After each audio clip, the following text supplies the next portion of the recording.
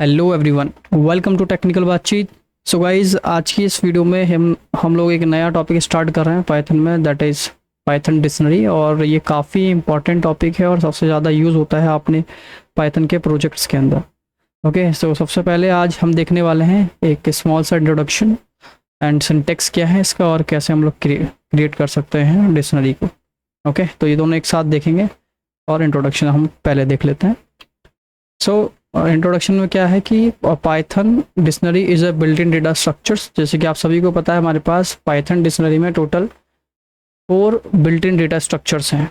Okay, first list है, tuple है, set है एंड डिक्शनरी है। ओके, तो ये 4 बिल्ट इन डेटा स्ट्रक्चर हैं और ये इंटरव्यू में पूछा जाता है कि बिल्ट इन डेटा स्ट्रक्चर कौन से हैं। ओके, दैट स्टोर्स डेटा इन की एंड वैल्यू फॉर्मेट्स। सो इसमें जो डेटा स्टोर होता है की एंड वैल्यू के फॉर्मेट में होता है।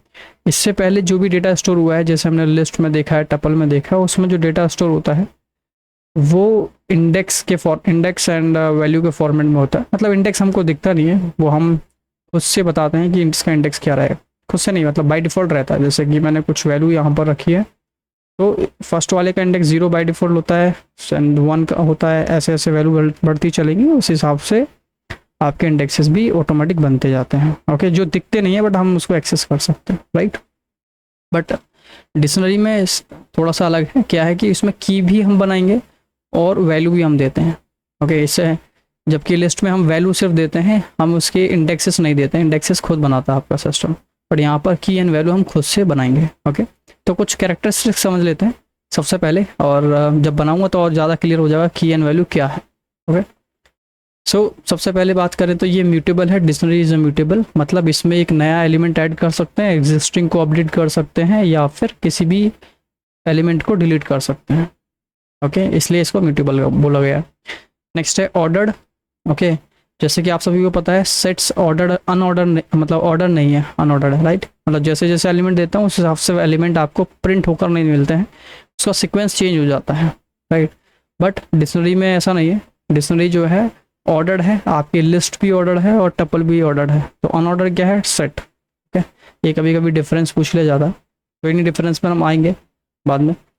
नेक्स्ट है डुप्लीकेट नॉट अलाउड। तो यहाँ पर जो की है वो डुप्लीकेट नहीं हो सकती। जैसे कि आपके इंडेक्सेस हैं 0 1 2 3 होते हैं, सेम इंडेक्सेस नहीं हो सकते ना, राइट। इसी तरीके से सेम की नहीं हो सकती है, वैल्यू सेम हो सकती है बट इंडेक्सेस सेम नहीं हो सकते।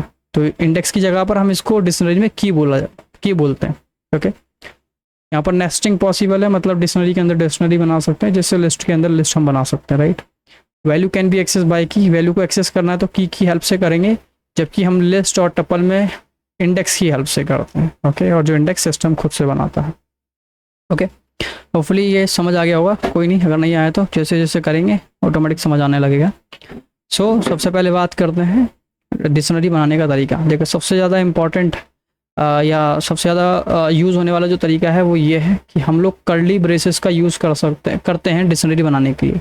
ओके, और जो भी आपको वेरिएबल यहाँ दे रहे हैं इस तरीके से, तो यहाँ पर भी आप देखो कर्ली ब्रेसेस ऑन है, कर्ली ब्रेसेस क्लोज किया हुआ है और इसके बीच में हमने वैल्यू डाली। ओके, ये किस तरीके से, अब मैं आपको समझाता हूँ। यहाँ पर हमने एक डेफिनेशन पढ़ी थी, इसमें जो डेटा स्टोर होता है वो की एंड वैल्यू के फॉर्मेट में होता है, राइट। यहाँ से यहाँ तक अगर आप देखोगे कॉमा तक, ये एक वैल्यू मानी जाती है, और कॉमा के बाद फिर हमने स्टार्ट किया, ये सेकंड वैल्यू है, फिर ये थर्ड वैल्यू है। तो टोटल 3 वैल्यूज़ हमने रखी है। जो फर्स्ट है इसको की कहा जाता है और उसके बाद जो सेकंड है उसको वैल्यू कहेंगे। इसमें एज की है 36 वैल्यू है, यहाँ पर की कंट्री है और यहाँ पर रसिया जो है वो वैल्यू है। ओके, तो की एंड वैल्यू एक साथ होते हैं। ओके, होपफुली समझ आ गया होगा। तो लिस्ट के अंदर बाय डिफ़ॉल्ट इंडेक्सेस होते हैं 0 1 2 3, बट यहाँ पर हम की भी खुद से देते हैं और वैल्यू भी खुद से देते हैं। ओके, तो एक प्रोग्राम बनाते हैं काफ़ी सिंपल सा।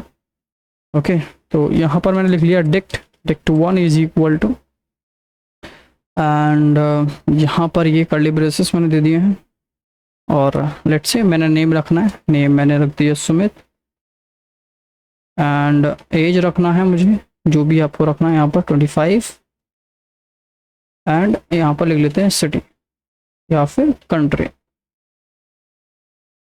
कंट्री रख दिया हमने इंडिया।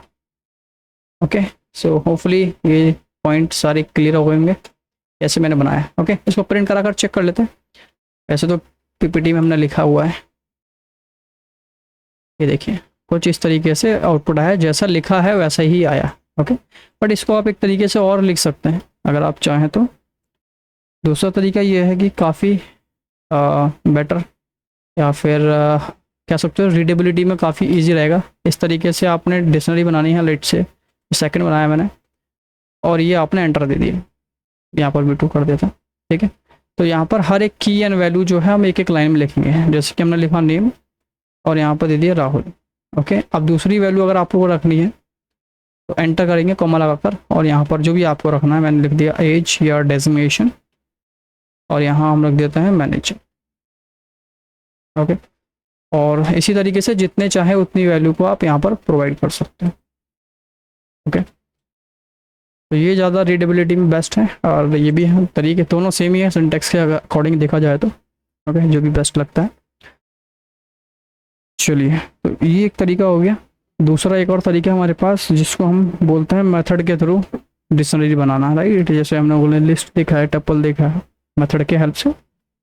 तो उसमें क्या करना होता है, लेट्स से सबसे पहले एक वेरिएबल बनाते हैं डिक्ट 3, और यहाँ पर लिखेंगे आप डिक्ट, और की को इस तरीके से लिखना पड़ेगा और वैल्यू डुअल कोट्स में लिखेंगे।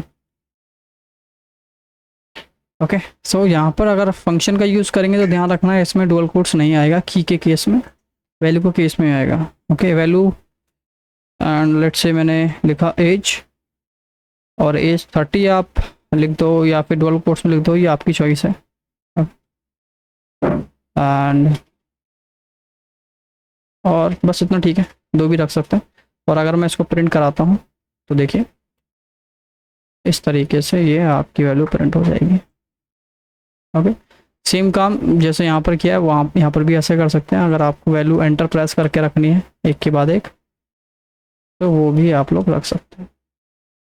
ओके, ये आपकी चॉइस है। नेक्स्ट है, अगर एम्प्टी डिक्शनरी बनानी है तो एम्प्टी डिक्शनरी बनाने के लिए आप सिंपल कर्ली ब्रेसेस को लगाइए और छोड़ दीजिए बस। अगर आप प्रिंट कराओगे टिक 4 को तो आपको दिखेगा कि ये एम्प्टी डिक्शनरी आ जाएगी। और अगर आपको उसको डेटा टाइप चेक करना है तो डेटा टाइप आप चेक कर सकते हैं। ओके, ये देखिए, देखा जाए तो ये सेट भी ऐसे बना जाता है, डिक्शनरी भी ऐसे बना जाता है, बस सेट में फ़र्क ये होता है कि अगर उसमें एक ना एक वैल्यू देकर आपको इस तरीके से कॉमा लगाना पड़ता है। ओके,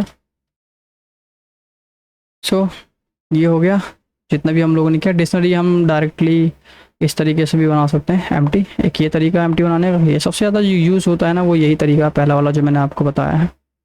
ओके, तो किसी भी वैल्यू को नहीं, बाद में देखेंगे नेक्स्ट वीडियो में। सो बेसिकली बस यहाँ पर हमने बस ये देखा है सिंटेक्स कैसे है, कैसे बनाएंगे हम लोग इसको, और कुछ कैरेक्टरिस्टिक्स की हमने बात की थी। नेक्स्ट वीडियो में हम लोग देखेंगे ये वाला, मतलब ये सारा कवर कर लेंगे, कैसे एक्सेस करना है, नेस्टिंग पॉसिबल है या नहीं, डुप्लीकेट अलाउड है या नहीं, वो सब कुछ हम जो है नेक्स्ट वीडियो में देखेंगे। बस अब अभी आप ये देखिए कि डिक्शनरी बनाई कैसे जाती है। ओके, सबसे ईजी तरीका। सो बस आज के लिए इतना ही है, और अगर आपको वीडियो पसंद आई है तो वीडियो को लाइक, शेयर एंड चैनल को सब्सक्राइब जरूर कीजिए। और कोई डाउट है, कुछ सजेशन है तो उसको कमेंट के माध्यम से आप लोग बता सकते हैं। थैंक यू सो मच, मिलते हैं नेक्स्ट।